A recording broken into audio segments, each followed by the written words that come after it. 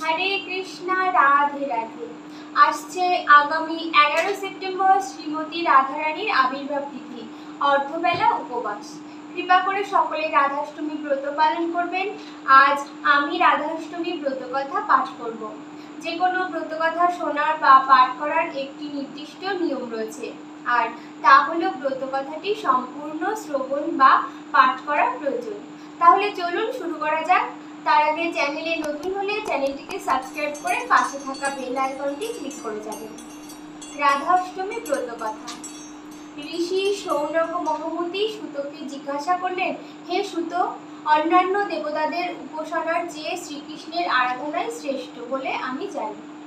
আরও শুনেছি তার চেয়েও রাধারানীর আরাধনা অধিকতর পুণ্যব্রত ও শ্রেষ্ঠ। অতএব শ্রী রাধার অর্চনা বিষয়ে কোনো ব্রতাদির কথা বলুন। সুত বললেন, হে ঋষিবর, আমি একটি গোপনীয় ব্রতের কথা বলছি, শুনুন।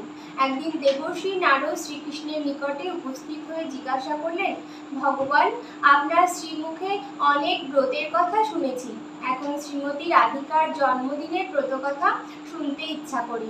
শ্রীকৃষ্ণ বললেন, দেবর্ষি, তুমি আমার পরম ভক্ত, সেজন্য তোমার কাছে বলছি, শ্রবণ করো।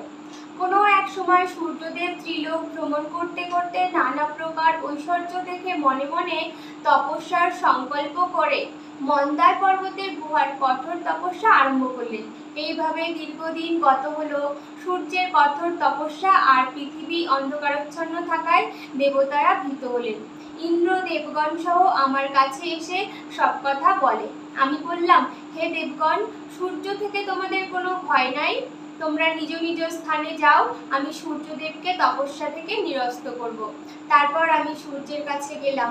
সূর্য আমাকে দেখে খুব আনন্দিত হলেন। তিনি বললেন, হে শ্রীহরি, আপনার দর্শন পেয়ে আমার জন্ম ও তপস্যা সার্থক হলো। যিনি সৃষ্টি, স্থিতি, সংহার কর্তা ব্রহ্মা, বিষ্ণু, মহেশ্বর, যাকে সবসময় চিন্তা করেন, তাকে দর্শন করে আমি ধন্য হলাম। আমি সন্তুষ্ট হয়ে সূর্যকে বললাম, হে দিবাকর, তুমি তপস্যার সিদ্ধি লাভ করেছ, এখন বর প্রার্থনা করো। তুমি আমার পরম ভক্ত, সেজন্যই তোমাকে আমি দর্শন দিলাম। এই কথা শুনে সূর্য বললেন, হে প্রভু, আমাকে একটি গুণবতী কন্যার বর দিন। আপনি চিরদিন সেই কন্যাটির বশীভূত থাকবেন। এছাড়া আমার আর কোনো ইচ্ছা নেই। আমি তথাস্তু বলে তাকে বললাম, এই ত্রিলোকে আমি একমাত্র শ্রী রাধিকার বশীভূত। শ্রী রাধা এবং আমাতে কোনো প্রভেদ নাই।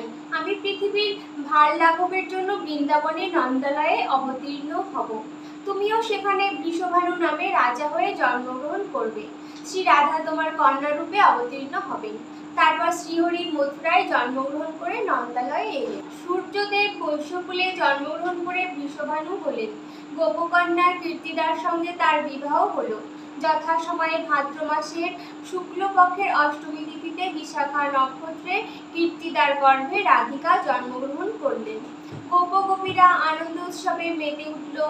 আমার মায়ায় মুগ্ধ হয়ে রাধিকা আমাতেই পতিত্ব বরণ করতে ইচ্ছা করলেন।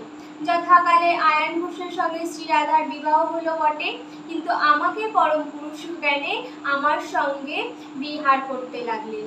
শ্রীরাধার এই জন্মতিথিতে গন্ধ, পুষ্প, ধূপ, দীপ, নৈবেদ্য ও বসন ভূষণ দ্বারা শ্রীরাধার পুজো করে নানা প্রকার মহোৎসব, ক্রীড়া, কৌতুকী করতে হয়।